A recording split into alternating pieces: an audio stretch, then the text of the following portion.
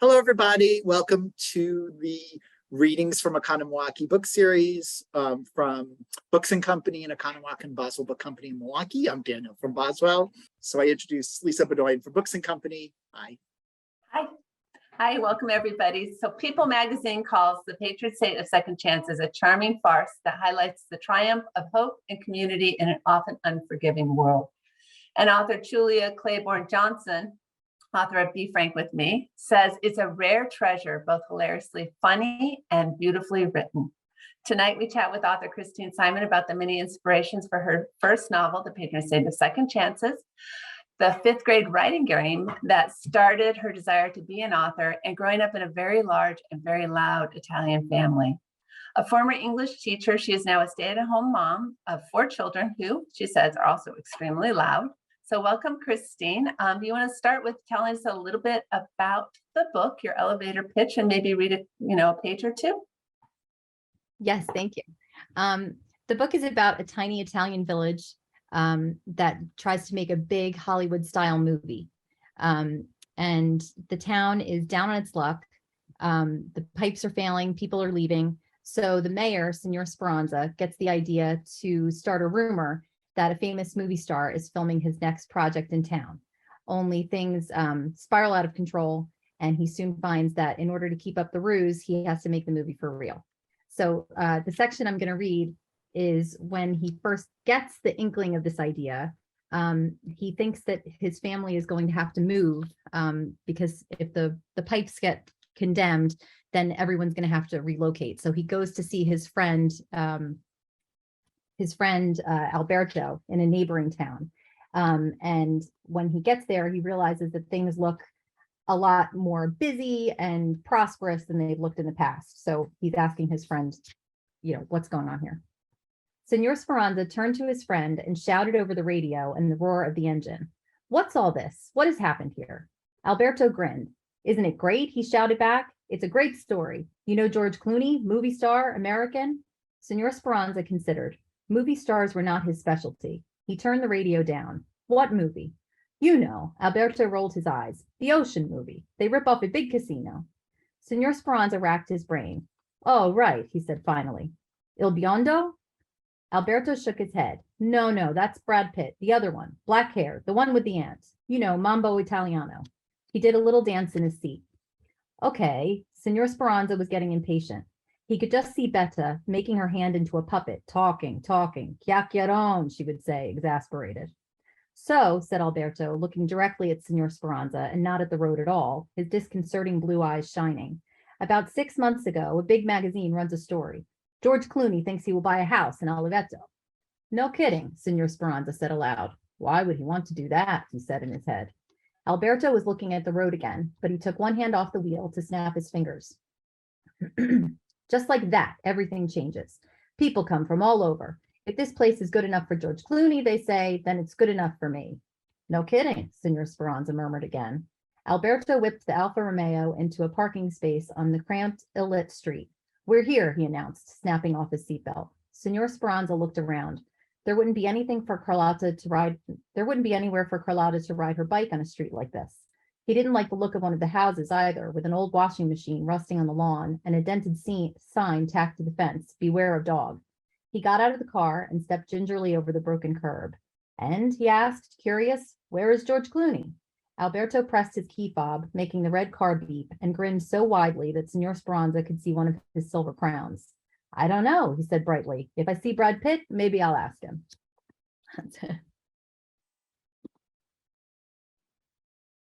Lisa, I feel like this is your question. Yes. Oh, is it my question? You said you gave dibs. Well, I switched myself up a little bit, but why don't we, you started this whole novel and I was reading, I've got myself flustered. I was going back to some of the other interviews that you had done, and you had mentioned this writing prompt, "The Dark and Stormy Night," from one of your teachers, and how that sort of introduced you to the idea of actually being an author. You want to talk a little bit about that? Because it kind of reminds me of one of the characters in this book and his dream and how he kind of keeps nurturing it. Right. I was always a very big reader, but it somehow never occurred to me that someone was actually writing the books that I was reading. So when we did that prompt in class, we would write for 5 minutes and then switch papers and then continue the story of it was like a round robin game. And after we had done it one day, one of my classmates came up to me and just said, oh, your story was really good. Are you going to be a writer when you grow up? And I was literally speechless. And I'm sure she thought I was like, there's something wrong with me, but I didn't know what to say, because I was just like, oh my God, that's something that you could do. And I remember that my mother had a typewriter. So I typed a letter to, I think it was the Little Apple books. I think it was a Scholastic imprint. And I wrote a letter to their whatever the address was in the back of the book, asking, how do you submit a manuscript? Not that I had one and I was 10, but they actually did write back, and I like treasured that letter for so many years. I had it, in my writing folder. That was something that, that incident sparked that whole idea that that's what I wanted to do. So you wrote, and then this book, the idea for this book came along. Could you talk a little about the inspiration for Patron Saint of Second Chances? Yes. I kept getting these stories on my phone, like where would be like an Italian village that's failing and they're selling homes for $1. And I saw another one where the mayor of the town passed a law making it illegal to die in the town, like anything to drum up tourism. And so that was kind of in my head. And then I had just watched my favorite movie of all time is Big Night with Stanley Tucci and Tony Shalhoub. I love that movie. And they're saving their restaurant. And so it was kind of like those ideas kind of came together. And it was so, okay, here's this Italian guy who's going to save his town. And he's going to have to think of a really clever way to do it. In Big Night, they have Louis Prima is going to come to dinner, and it's going to be a big deal and lots of publicity. So it took me a very long time, but pacing around, I can still see myself pacing around my kitchen. What's a good way for him to try to drum up tourism?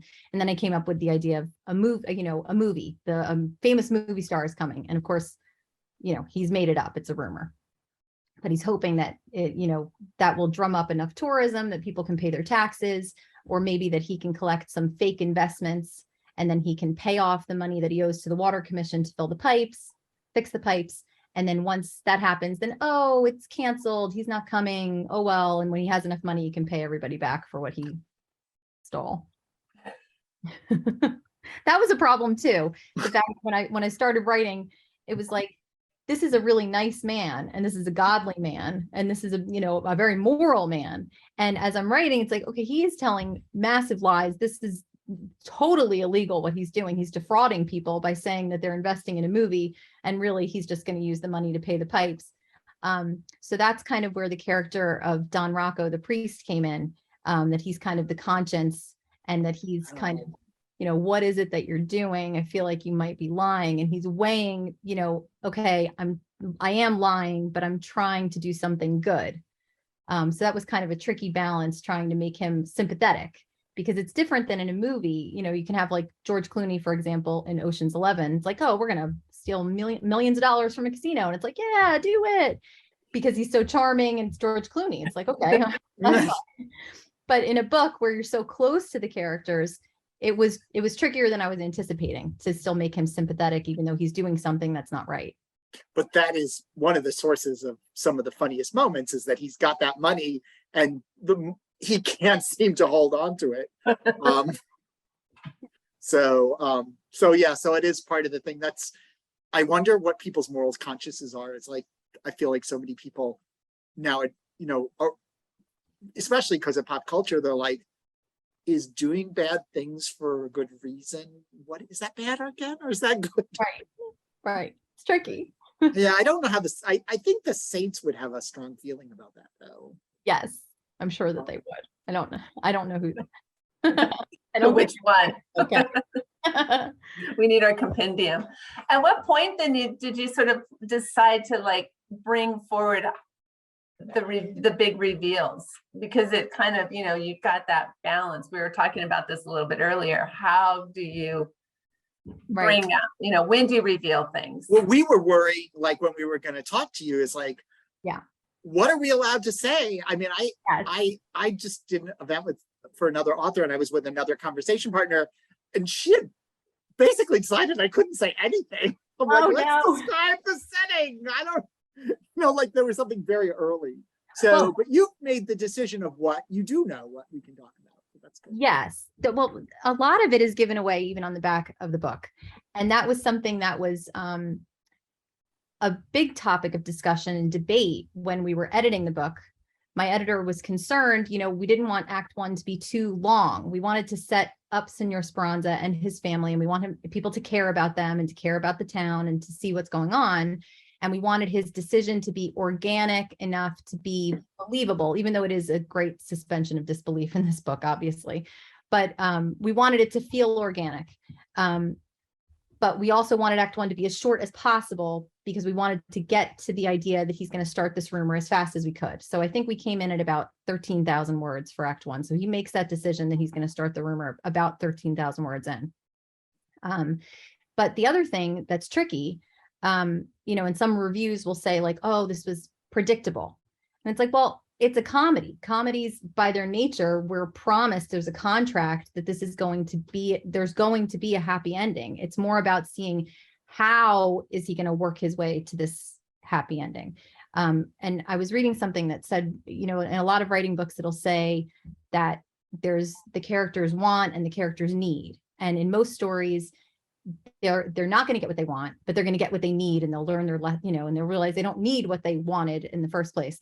But in comedies, a lot of times they get both, that they learn their lesson, they get what they need, and it enables them to have what they want.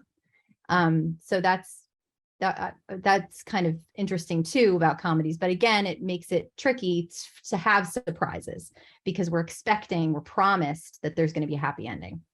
And you come at, and just maybe this will, if someone hasn't read the book, it will entice them more. It is, I would say, it doesn't seem like it's going to be a first, but it's a romantic comedy too. There's some, and I feel like a good comedy should have at least one wedding at the end. So yes, good for you. No spoilers. I didn't say who. How did you come up with a vacuum cleaner repair shop? Yes. We were wondering that. I used to live in Nutley, New Jersey, and the downtown area of Nutley, New Jersey, I think must look exactly the same as it did in, 1950. It just, the signage, it could not have been made in any time recently. It looks old. And one of the stores there is a vacuum repair shop. And I would always drive past there, and I always thought it was very quaint and very cute that it existed. And also like with a vague sense of guilt, like, because I am the person who would just like, my vacuum doesn't work, I'm buying a new one, like it'll be here this afternoon, so driving past, like I should be bringing my vacuum here, like I'm just being wasteful by throwing mine out because it's broken. And I just loved that idea that Senor Speranza, who is very much stuck in the past, which is one of his problems, would believe in those old ways, that we should save things and things shouldn't just be disposable, and that that there's a proper way to do things. And he feels that the young people are the problem in his village. And I mean, that's one of the topics that the book addresses. Like, is he right? Are the young people the problem, or is he the problem because he's so stuck in the past and he wants things to be the way they were when his father was alive, which was 30 years ago, and he feels that was the proper way to do things.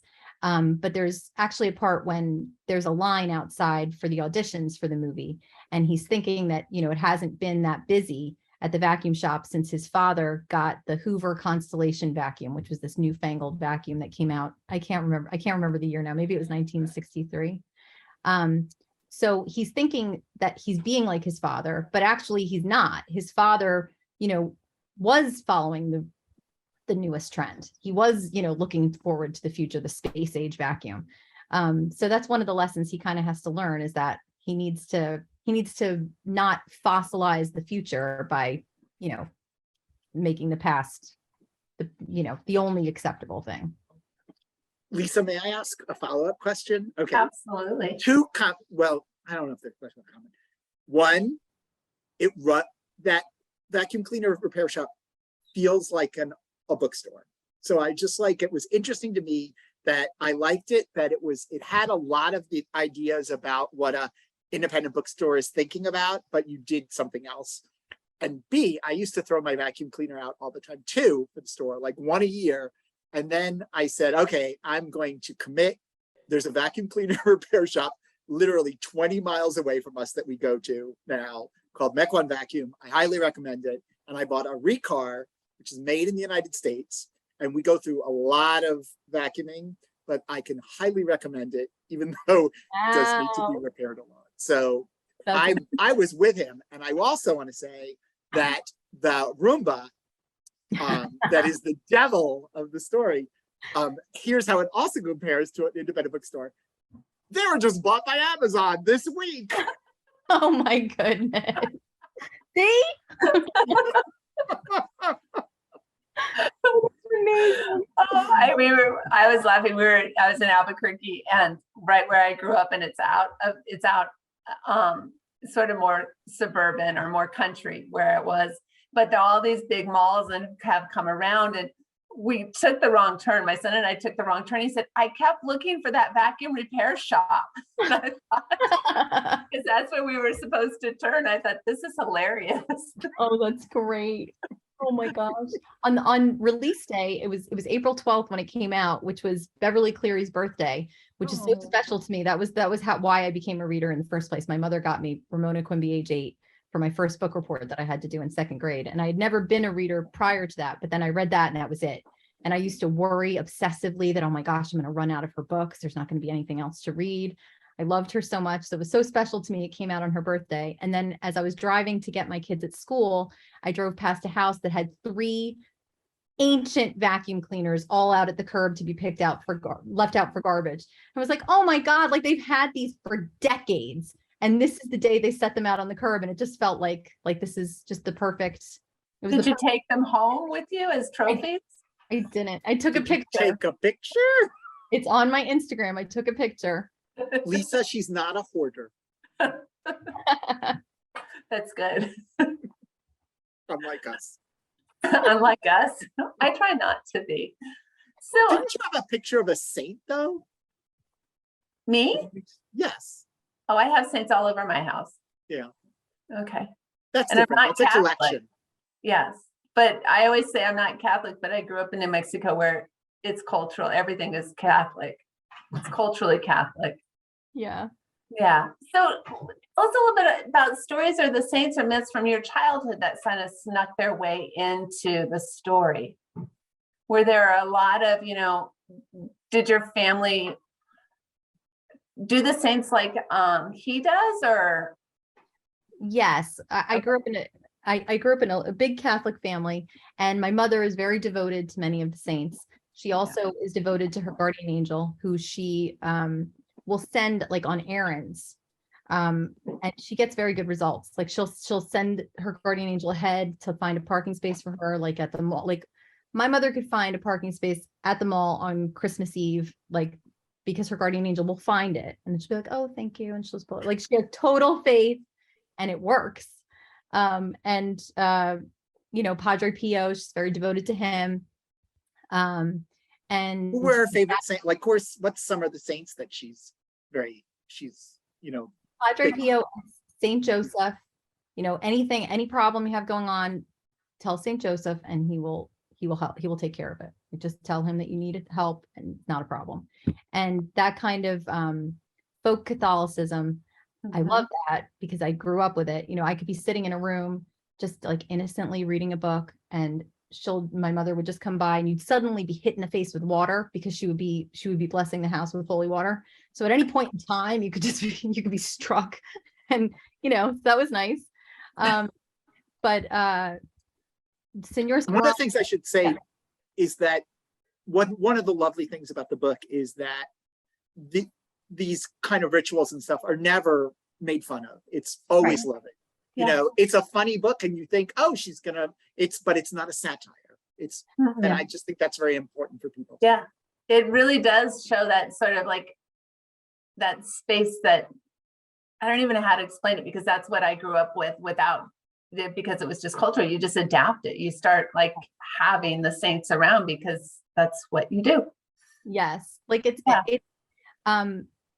I growing up that way, and especially when you see like living with my mother, like my mother is such a faith-filled person. Like I would never think of making fun of it. And and like I said, she gets excellent results also. But I love that Senor Speranza, the humor I think comes from the way that he's so transactional. Like he's just going to use this book of saints as like a phone book. And he's just, I'll put in my order to this one and they'll fix this. And that's how he, that's how he interacts with the saints. But then it eventually comes down to taking like a leap of faith at the end, he really does need to show he believes in God, and he believes that what's supposed to happen is going to happen, even if it's not exactly what he wants to happen, even if it's not exactly what he ordered when he put in his order with the saints. And I think that that's why everything works out for him at the end. Yeah. One of the things we were talking about is there's a lot of characters in this book. Yes. We're really pushing you to do like a cast of characters for the paperback or on the website or something like that. But you said, and honestly, it wasn't hard to keep track of people. And this book is like the characters are so much larger than life. They have big personalities that really helps a lot. People don't seem, the only people who maybe seem interchangeable are the, the Maestro brothers? Yes, yeah, yes, intentionally, because your Speranza can't keep them straight. You mentioned that they actually that some of these characters showed up in an earlier work of yours. Could you talk a little about that? Yes, I had a book called Senor Speranza Goes Extinct. That was like a very early draft. I guess you could say it was a first draft of this. It bears no resemblance to it whatsoever. It's really some of the characters appear in both. And it just kind of meandered and didn't really have much of a plot, but in it, Senor Speranza is concerned because he had a different name in that book, but he was concerned because according to there was a clerical error and his name was spelled wrong. And because his name was spelled wrong, he was going to go extinct because there were no other people with his last name in the world. There was no other men with his last name in the world. And he has a daughter and she has a daughter. So his line was going to die out. And so that's where Senor Maestro, he's the butcher, and who Senor Speranza would consider to be his nemesis. And he has 15 sons. And that was, so that's his nemesis. Like, this man's going to live forever. His sons could repopulate the earth if they wanted to. So that whole idea that the thing that really survived from that draft was his wistfulness for the past and kind of his dread of the future. And so that's really all that really survived, along with some of the characters. But I also had some characters who have names of people from my family. And the two that are my favorite are Senora Barbaro and Senora Padula, the two little old ladies that are always walking around town.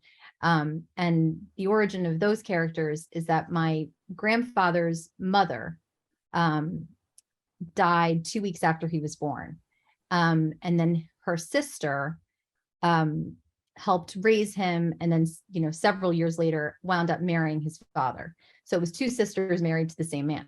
So it was his mother and then his stepmother. And so in this book, they both survived to old age. And so they kind of, walk around town, and I just liked being able to restore them together as sisters.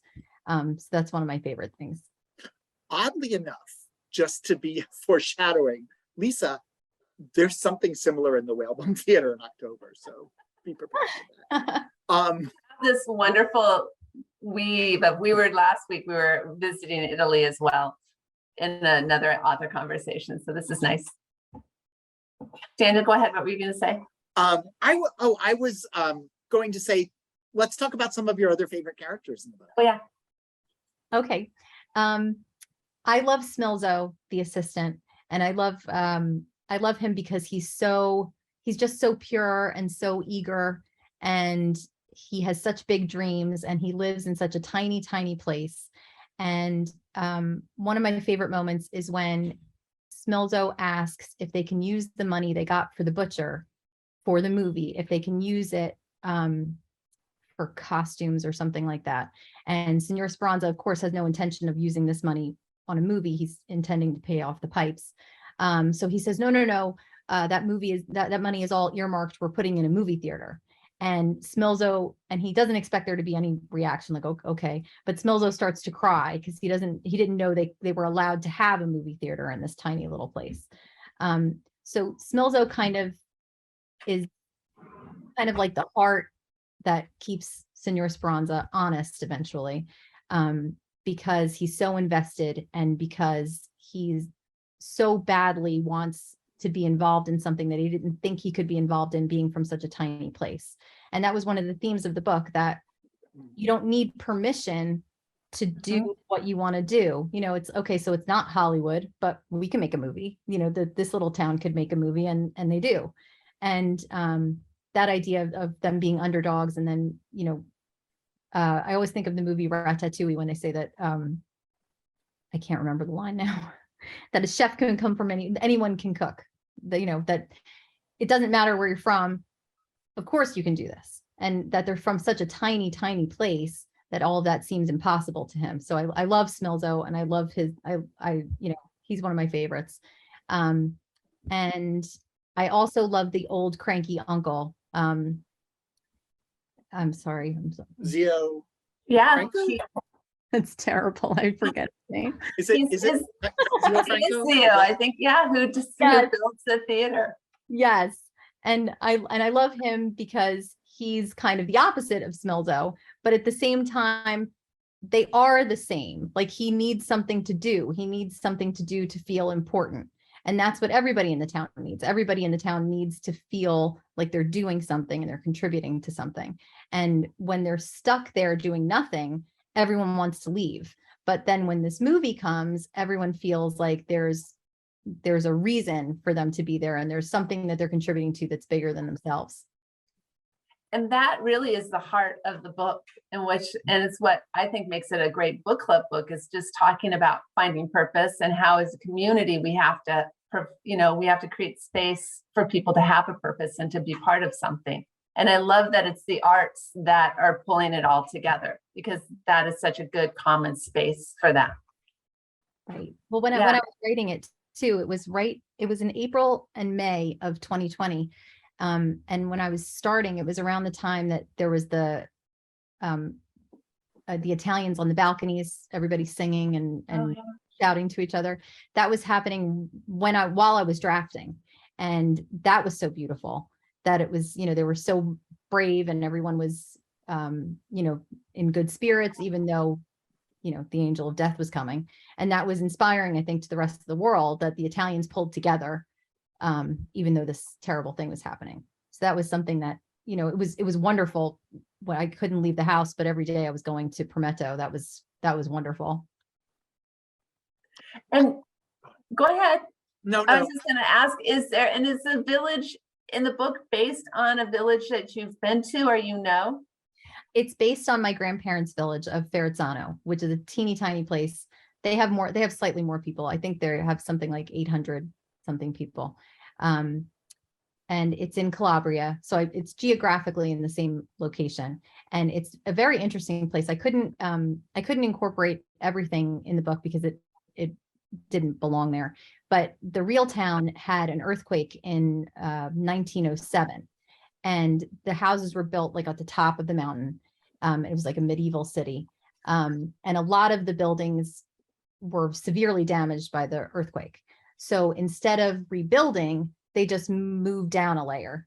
So you can go and you can still see all the old houses, and you can see like and you can look on Google Maps if you go to Ferrazzano, Reggio Calabria, you can kind of take a tour around town, you can swipe around, and you can see that there's like trees growing out of the windows of some of these places, and there's moss growing up the stairs. And I love that idea that if I'd been able to incorporate it, that Senor Speranza could actually visit the past, that it's still there, living just below it. Well, there's another book, so don't worry. I wanted to know, Lisa, I was thinking Lisa was going to ask this already, but like this pipe thing that happens in the book, is that real? No, Oh. that was another one of my How did walking you come around. up? No, So well, we should explain if people haven't read Yes. it. Like, so the idea is at the beginning, and it starts in the very first scene, is an inspector has come from the Water Commission to inspect the town's pipes, and they're in very bad disrepair. And they determined that it's going to cost 70,000 euros to fix the infrastructure there. And there's no money in the town. So if they can't come up with the money within 60 days, the Water Commission is shutting off the water, and everybody's going to have to move somewhere else. And the reason that I came up with that was that it couldn't just be, okay, everyone's leaving. Oh no, like more people moved out. It would have been like, okay, well, it needs to be urgent and needs to be today. He has a problem today, not like he realized the problem today because the family moved out. He realized the problem today because now you have 60 days and this is how, and I needed a goal also that was specific. How will he know when he's succeeded? He'll know he's succeeded when he has 70,000 euros. And then within 60 days, so there was a ticking time clock. So that was where that came from. I don't think that is really happening. That was an invention. well, of course, I mean, we can both exhale, but on the other hand, I mean, it's just sometimes it's kind of better to have the time clock because, as you said, if it's just slowly happening, then people like, I don't know how to fix this. Yes. It doesn't. You don't have the call to action. So, right. Writing's important. So I have to read our friend Elaine's note because she sent it to hosts and panelists. Dear St. Anthony, please come round. Something's lost and can't be found. So yes, the St. Anthony is. I've actually read several books where that's been a point. I was curious about your feeling about the literature, Italian and Italian American literature. I feel like, there's such a strong Italian American culture. We have a Festa Italiana, we have an Italian community center, but I always feel like there's never quite enough books coming from Italy, and compared to other cultural groups, I don't feel like there's as much literature celebrating it. So this is one of those things that's wonderful about this book. Do you have any suggestions or picks or any ideas about why? If you like Signor Speranza, there's an Italian author called Giovannino Guareschi, and his first name is Giovannino. It's his given name. His name is not Giovanni, and they called him Giovannino. His name is Giovannino, which means little Giovanni. So his parents, I guess, when he was born, couldn't imagine him ever growing up, which I love. So I gave that name to Signor Speranza again because he's kind of this overgrown child, and I love that. But he wrote the Don Camillo books, which were made into movies in Italy. And he also wrote a book called The House That Nino Built, which was a book about his family. He was, and there's another one actually. It's called I think it's called My Secret Diary. I think that's the translation.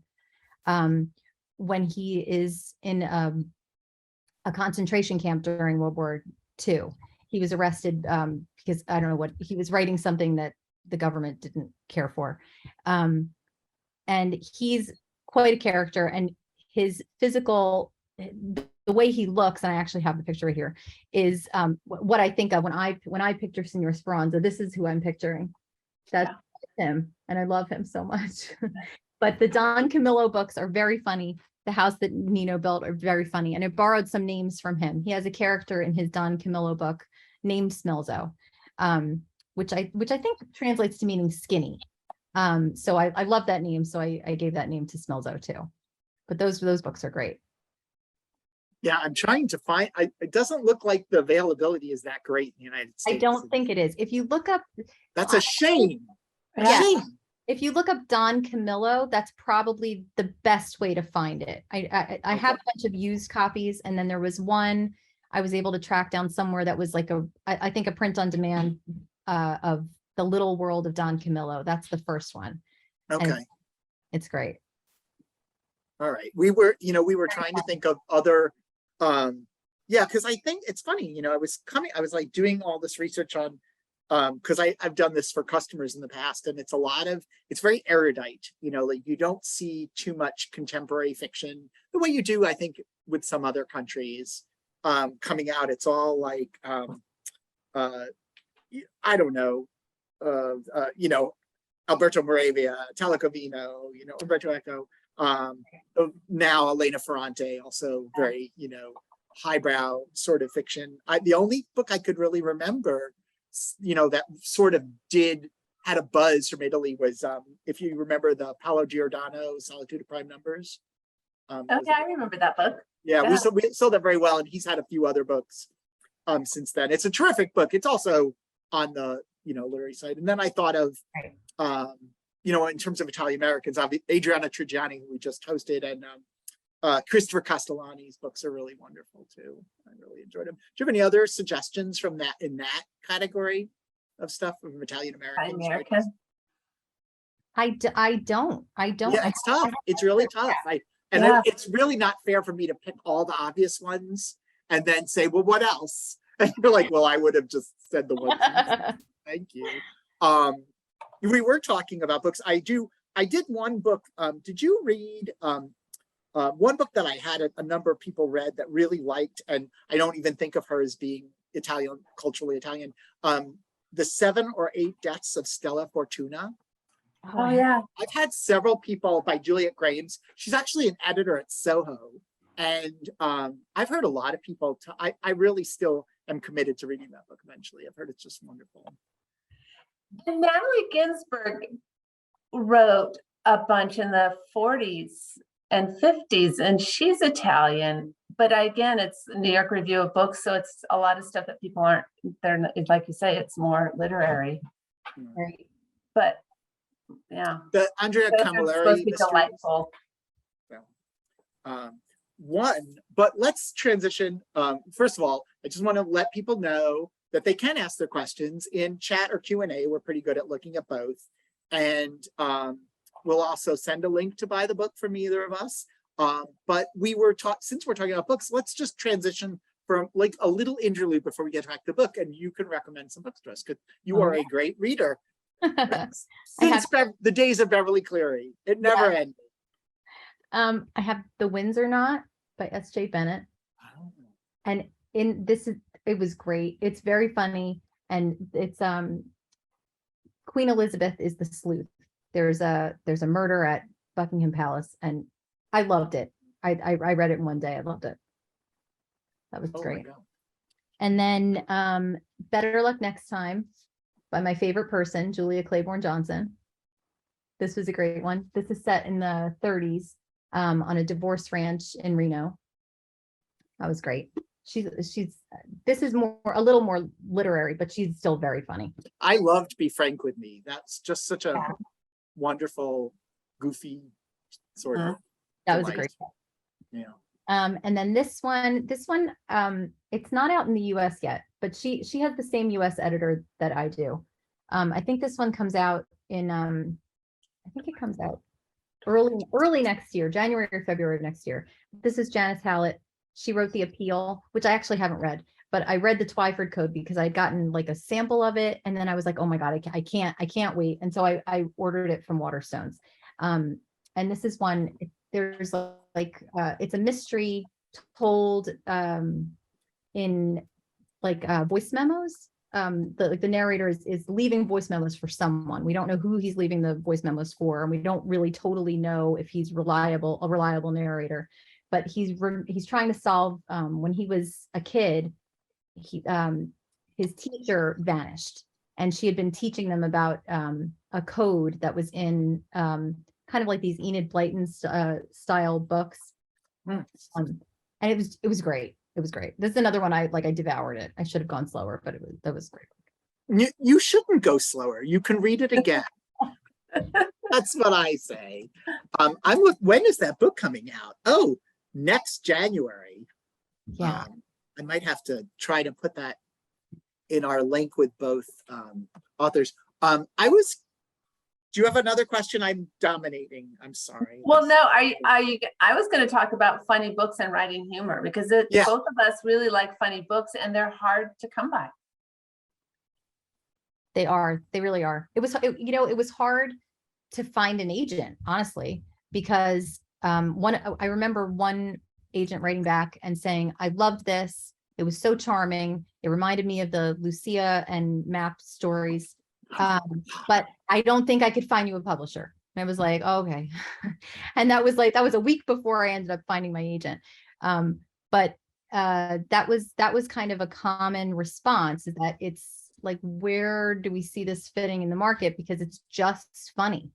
And it doesn't have kind of, I mean, it's not just funny, but it is a comedy. It's absolutely just a straight comedy. So that was kind of tricky. But it kind of takes more of an inspiration from movies, like those independent movies of the 90s. That was what I saw kind of as my mentor text, not so much books.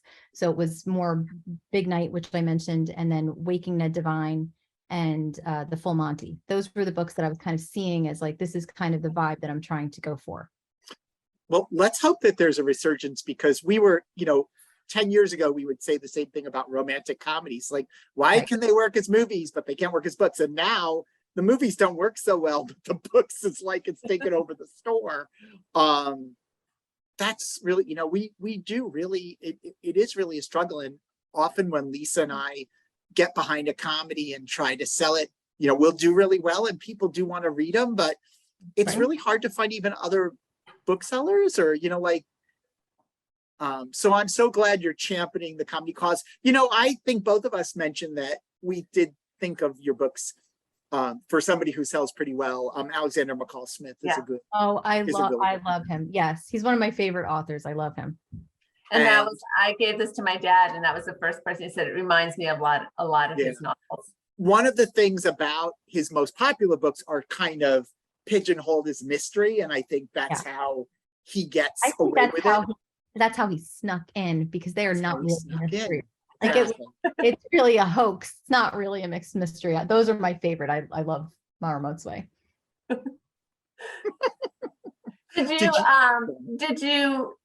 Was it a struggle or does it just come naturally? Because I mean, humor doesn't work for everyone as far as writing, to get those jokes, to get that timing, especially in some of the scenes, and the one scene involving the goat. I mean, it just, the timing just goes, and you can see it visually happening.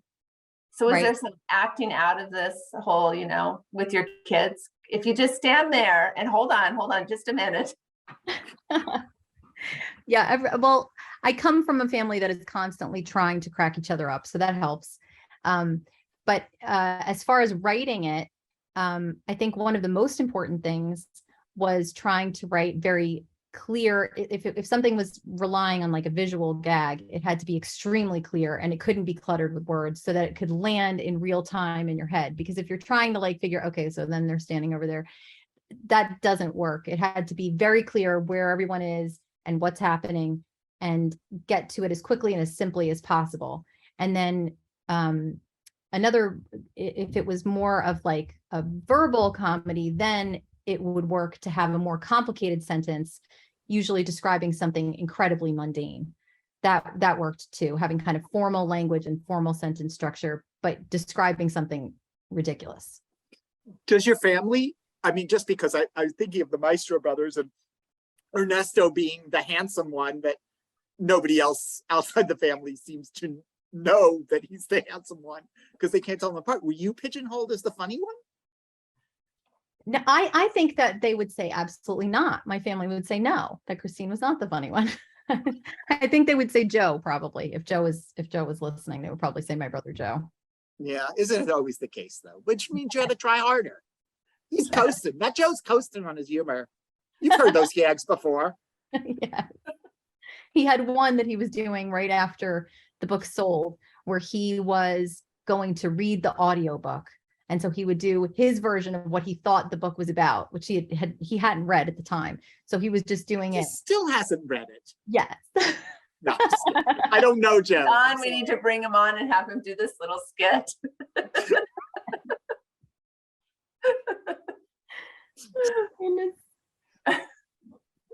Lisa, ask a question. I'm typing in how to buy the books from us. Oh, are you? Okay. So let me run through my, so with the kids, have you talked to the kids about, I mean, how do they feel about you writing it and when the book came out and it being a family affair, especially as you said, you've introduced so many of your family members and their characters into the story. They've sort of woven in. Well, my kids were so excited. One of the reasons they were excited is because I told them that if it's sold, that they could all pick a present. So we're very, very excited about it.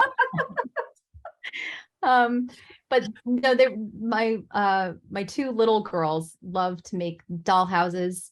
And so one of the first things that they did is they printed out a tiny version of the cover and they made a tiny, tiny book for Elsa and Anna. So that was very cute. My daughter Emily is the one who was extremely intense about how she would be mentioned in the acknowledgements. And I didn't let her read them until it came, it was, I got my copies. I saved her for the last. I have 4 kids, so I saved her for the last. And even though she's the second born, so she's reading it and she was like, oh my gosh, where is my name? But she was the last one. Karen Batkins, who you might know, she said, I think your book would translate well into a movie. So I just want to put that in the universe. And I was like, well, people do like movies about movies. So what have you thought about that? Do you stay up nights think casting in your head, knowing you have no control of anything? You're like, I'll make my own movie. I read about that somewhere. Well, my mother, who I've said her prayers are very powerful, she wants Tony Shalhoub to be Senor Esperanza. She's convinced that is the correct person to play him. And I'm not going to argue with her. I think he would be great. Yeah. Has there been any other casting decisions from the committee? Or the same, the person who can make pretty much anything happen? No, I don't think, I haven't thought of anybody else. No home movies within your family putting it on? No, but my son wants to be an actor and he is constantly making movies. So that's a great idea for his next project. He could Yeah. He could cast the family members all throughout. Yeah. Were there characters that you had to leave behind, or did everybody get to fit in and get enough space as they needed? The character I almost had to cut was Bambolina, the Pomeranian. She almost didn't take it. And I really, really wanted to keep her. So that was a struggle because, she is a detour from the main story. It is part of his mayoral duties that he is helping this Pomeranian who's being attacked by Schnauzer puppies. But the way that we kind of made it fit was that, for example, when he goes up the mountain he's selling potato croquettes to try to raise money for the movie. And that's when he runs into Bambolina's owner. And we also had Bambolina's owner. He was at their house when he decided, and they have a daughter who is thinking of leaving the town. And that's when he decides, you know what, I'm going to start the rumor. I'm going to start the rumor. And that's who he tells the rumor to. And then later, he kind of feels like Bambolina, who's this elderly Pomeranian who's being overrun by puppies. He feels like Bambolina, that he's being overrun by the young people who are taking over everything. So we kind of thematically worked Bambolina in, but we almost cut her, and I'm so happy she made it. This book is much deeper than one expects at first. These themes playing out over and over again. And the potato croquettes, by the way, seem quite delicious. Another thing for our book club. It's like, we should probably make these. We saw that your book, you said you have a British agent.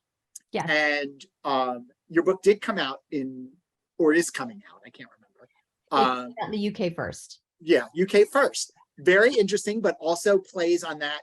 I've always felt, especially on the printed page, that the British have a much better appreciation for comic fiction.